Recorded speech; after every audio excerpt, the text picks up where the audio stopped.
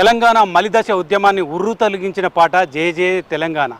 ఆ పాట రాసిన అందశ్రీ గారు ఉన్నారు, మనం మాట్లాడదాం. అందశ్రీ గారు, 10 ఏళ్ల తర్వాత తెలంగాణ సాకారమైన 10 ఏళ్ల తర్వాత మీ పాట రాష్ట్ర గీతంగా గుర్తింపు పొందింది. ఇప్పటికైనా హ్యాపీగా ఉన్నారా? నేను తెలంగాణ ఉద్యమ కాలం నుంచి ఇప్పటి వరకు హ్యాపీగా ఉన్నా.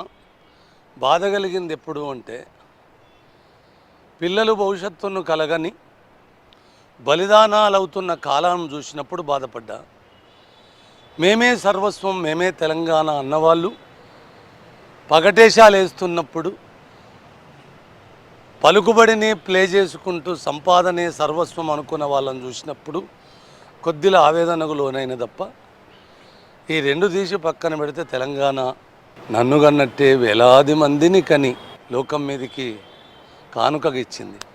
అలాగని ఈ 10 ఏళ్ళ తెలంగాణ కాదు కదా, 10 తరాలు కాదు, 1000 తరాల అవతల కాదు, 1,00,000 తరాల అవతల తెలంగాణ ఉన్నది. హ్యాపీ, అప్పుడు హ్యాపీ, ఇప్పుడు కూడా హ్యాపీ. ఒక కవికి తన పాట ఒక ఉద్యమంలో ఉర్రు తొలగించి జనాన్ని జాగృతం చేసి జనాన్ని చైతన్యం చేసి బీజాలు వేసిన ఆ పాట 10 ఏళ్ల తర్వాత కూడా 10 ఏళ్ళు అధికారంలో ఎవరైతే తెలంగాణను సాకారం చెప్పుకుంటున్న వాళ్ళు ఉన్నారో వాళ్ళు ఆ పాటకు గుర్తింపు తీసుకురా అక్కడ ఒక గాయం కెలికినట్టు అందశ్రీలో గెలికింది. అది అనేక మార్లు అనేక వేదికల మీద కూడా అదొక ఉప్పెనలాగా ఒక జ్వాలలాగా ఎగిసిపడింది. అవునా? ఎందుకు ఎందుకు అనేది దానికోసము ఇప్పుడు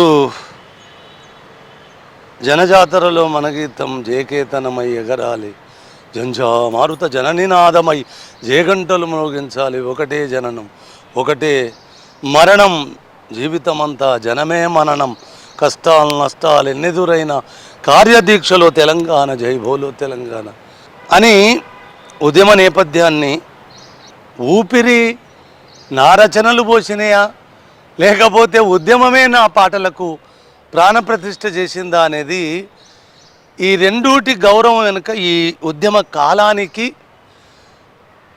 తెలంగాణ మట్టికి, ఆ తెలంగాణ ఏకతాటి మీద తెలంగాణ అమ్మ విముక్తి కోసం ఆరాటపడ్డ బలిదానాలు, ప్రాణాలను పణంగా పెట్టుకున్న సందర్భాలు కోకొల్లలు.